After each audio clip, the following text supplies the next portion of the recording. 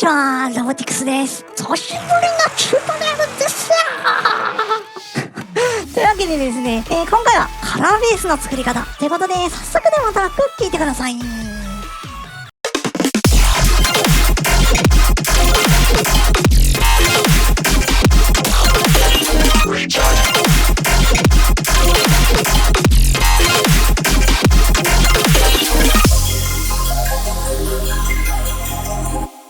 それでは行ってみましょう。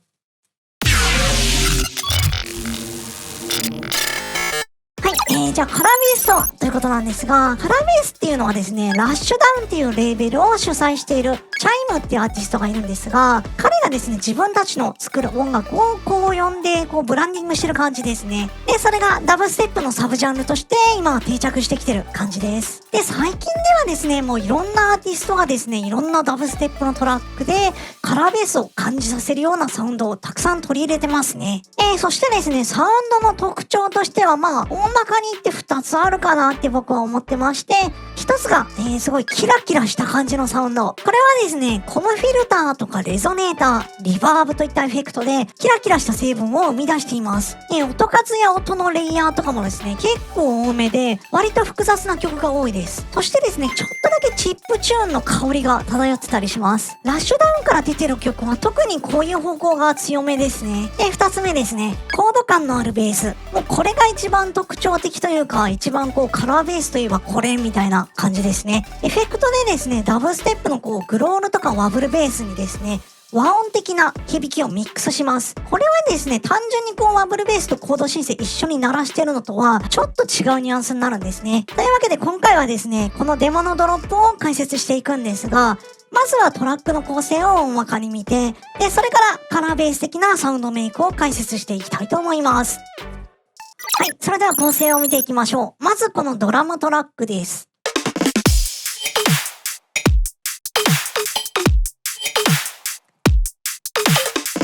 こんな感じでダブステップの割とオーソドックスなパターンです。次が FX。これはなんてことないんですけど、この途中の声とか、あとこれ終わりの方のエフェクトですね。こんな感じ。では次がサブベースですね。バイタルさんでやってます。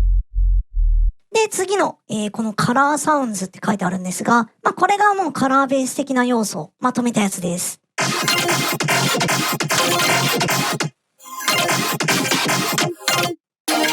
こんなニュアンスなんですね。で、ちょっと分けてみましょう。この緑色のやつ。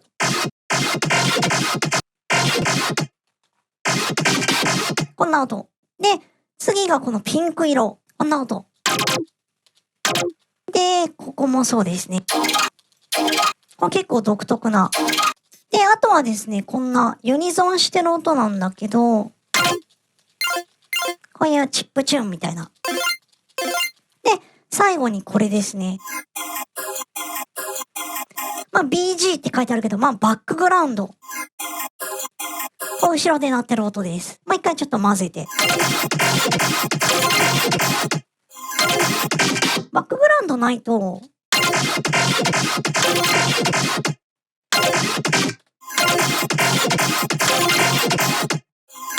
広がりが結構変わりますよね。こんな感じです。で、次がワンショットです。こういうアクセントで入るグリッチサウンドですね。で、最後にシンセーンって書いてあるのはこのアウトロのこれ。これもですね、実はこれもカラーベースのテクニックで作ってます。というわけでですね、今回はカラーベースサウンドのテクニックとして、まずはボコーダーを使うやり方、そしてもう一つ、レゾネーターを使うやり方を解説していきます。で、実はですね、このさっき話したチャイム本人はボコーダーとか使ってないみたいで、結構みんな知ってると思うんですけど、コンボリュージョンリバーブを使ってるんですね。で、僕の持ってるコンボリュージョンだとあんまかっこいい音にならなかったので、今回はですね、ボコーダーとレゾネーターでやっていきたいと思います。まずはボコーダー。というわけで、ボコーダー使ったやつからやりましょう。これはですね、ちょっとできたやつを解説していくよりも、やっちゃった方がわかりやすいので、ぶっちゃけ。なのでちょっと一から手順をやっていきたいと思います。これシンセをですね、2つ使います。まあ、なんでもいいので、まずセラムでやってみましょう。これでですね、まずコードシンセを作ります。ちょっとコードを曲中から拝借して、こんな感じで、ビヨーンって伸ばして、こんな感じにして、でですね、こんなボイシングで、とりあえずこうルート F にしようかな。こんな感じで、F マイナーなんだけど、テンションが結構入ってます。で、カラベースサウンドは結構テンションノート入ってる方がかっこよくなります。これ F マイナーだけど、ここら辺に、まずマイナー7。で、これ、ナインスとか、そういう音が入ってるとですね、こうなんか広がりのある音になってかっこいいです。で、これひとまずスーパーソーみたいにしましょう。もうこれだけ、ビヨーン。こんな感じでスタンバイします。で、もう一つシンセを使って、ワブルベースですね。グロールベースというか、うがーってやつを作ります。またこんな感じで拝借して。こういう音から、なんでもいいんだけど、よいしょ、ここら辺。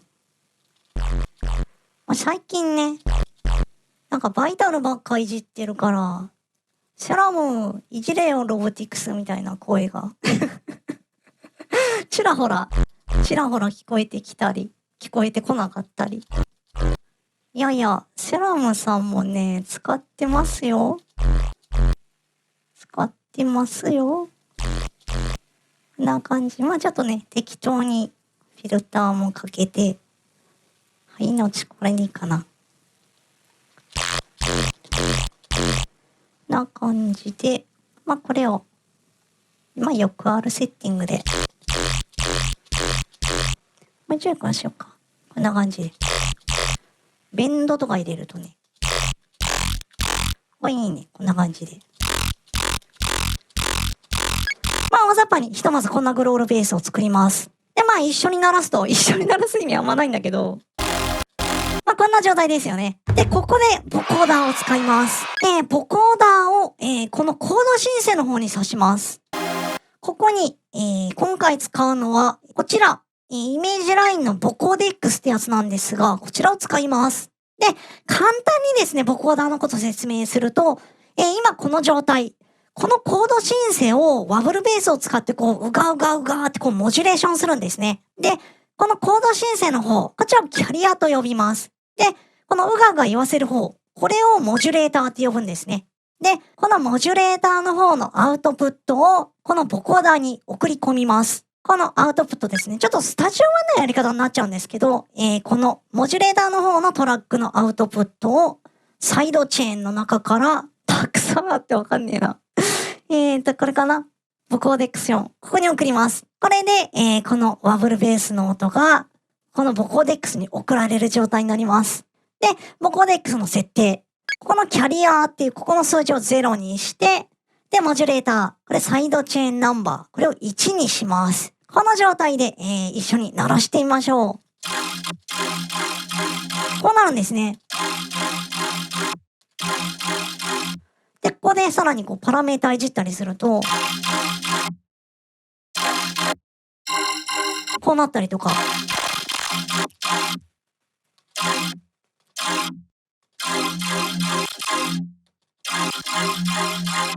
で、ボコーデックスはですね、元々を混ぜたりできるので、このモジュレーターのフェーダー上げて、こんな風にもできます。で、サウンドグッダイザーも入ってたりして。っていうのが大まかなボコーダーのテクニックですね。で、こっから、例えばこのワブルベースの、こういうレートを、こんないじったりとか、もうここの音色変えても結構変わるんですね。例えば FM みたいなことをここでしてみたり。ちょっとこれ外そうかな。こんななります。こんな。なんかこれちょっとエースオーラ感がありますね。これかっこいいですね。あとはウェーブテーブル変えたりしてもいいし、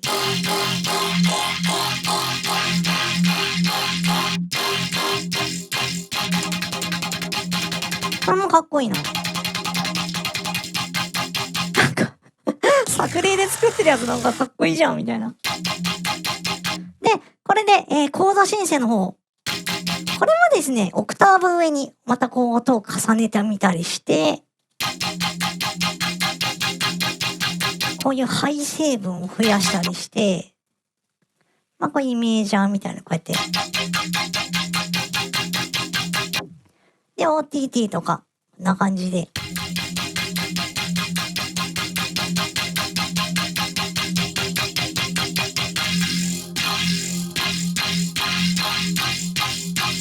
というのがですね、ボコーダーを使ったやり方になります。で、実際にデモ曲で使った箇所がさっきも聞いた、この部分ですね。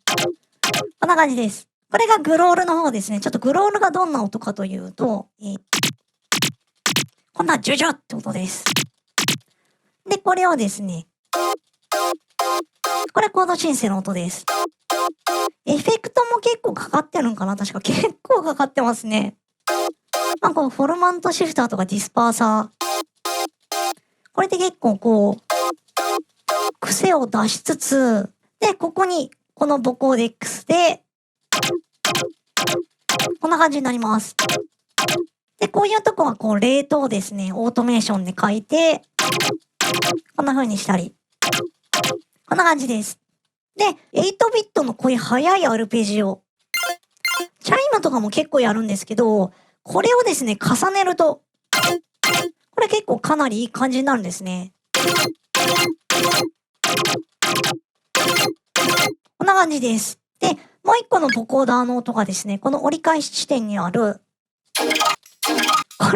これ結構お気に入りなんですけど、この羽ばたくような、これですね、このモジュレーターに使ってるグロールというかワブルベースは、これ前にこう2000人達成って時にこう配布したセラムパッチなんですけど、こんな音です。かなり金属的な音なんですけど、こんな音をですね、まずはこれスーパーソーですね。まあ何の変哲もない。ここに送って、こんな感じになります。ね。で、もう一つ実は、ボコーダーを使った音が重なってて、ちょっと不思議な音ですよね。これどうなってるかというと、元々はですね、なんとピアノの音なんです、これ。なんかこれちょっとこう、5度を重ねたようなアルペジオですね。こういうやつ。これをですね、またボコーデックスここにかけちゃって、で、先ほどの、また同じワブルベースですね。これをですね、送っています。で、これ2つも一緒に送れてるのは、このワブルベースはですね、このセンドから送ってるんですね。なので、自身のフェーダーからもダイレクトに音を出しながら、このサイドチェーンで、こっちのボコーデックスと、こっちのボコーデックス、両方に送っています。で、ここにもですね、8ビットのこのアルペジオ。これは加えて、くっきりとこう出てくるようにしてます。で、冒頭でも話したこのパッドですね。これもですね、同じセラムパッチ。これですね。これを、こういう音。まあ、ウェーブテーブルはここら辺を使ってるんですけど、これに、こんな感じになります。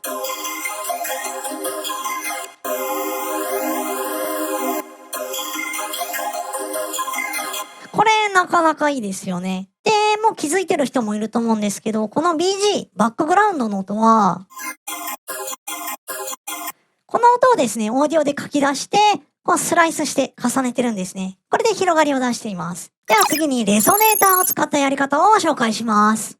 デモ曲ではこの音がそうです。こんな音です。レゾネーターがないと、まあ、これもバイタルの音なんですけど、こんな音です。これにエフェクトを加えて、こんな感じになるんですね。で、レゾネーター自体をちょっと簡単に説明します。これがすごくシンプルなキロハーツのレゾネーター。これオンにすると、こんな感じでですね、こうなんていうのかな、任意のピッチの音をですね、加えられるんですね。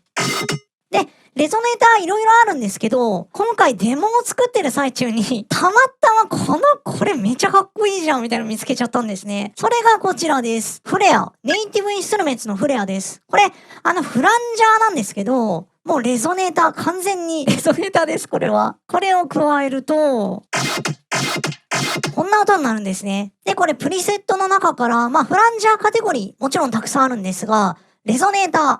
これ選ぶとですね、結構面白いのがたくさん入ってます。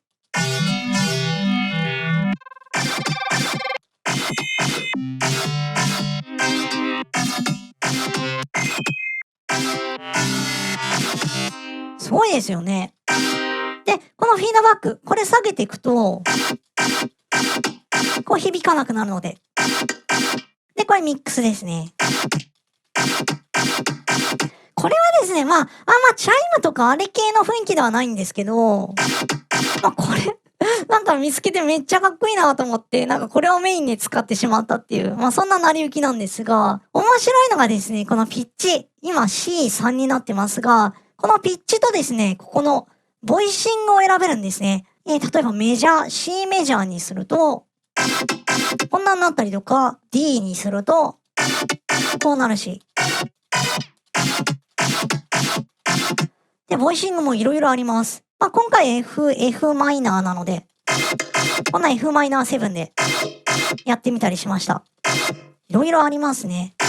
ホールトーンとか、マイナーサード。で、さらにですね、ここが結構面白くて、一番右のこれを押します。で、このアマウントはもう最大にガツーンと上げて、で、レートもですね、このテンポに同期するやつにすると面白いです。もうちょっとアルペジオみたいになるんですよ。こんなレーザーっぽいというか、チップチューンっぽいというか、こんな風にできます。今回のセッティングはですね、こんな感じですね。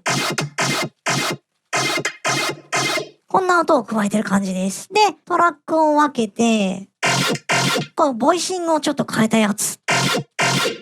これサス4にしてみたり。で、こっちも違うやつです。で、一緒に鳴らすと、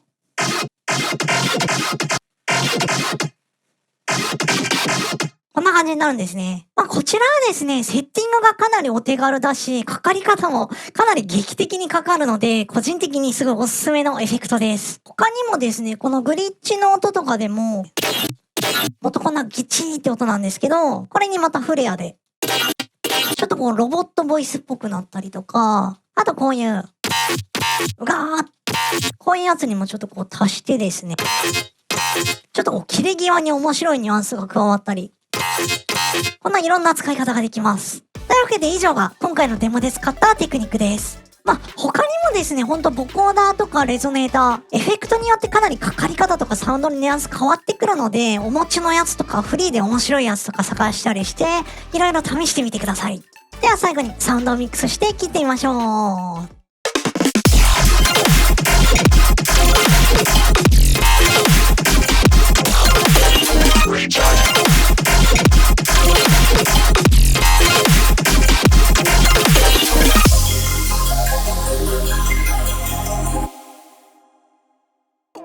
というわけで今回は以上になります。本当久しぶりのチュートリアルでですね、結構喋りもおぼつかなかったりするんですけど、すいません。またですね、いろいろもうちょくちょく出していきたいと思いますので、またお楽しみにしててください。参考になったという方は高評価ボタン、そしてチャンネル登録ぜひお願いします。それでは次の動画でまたお会いしましょう。バイバイ。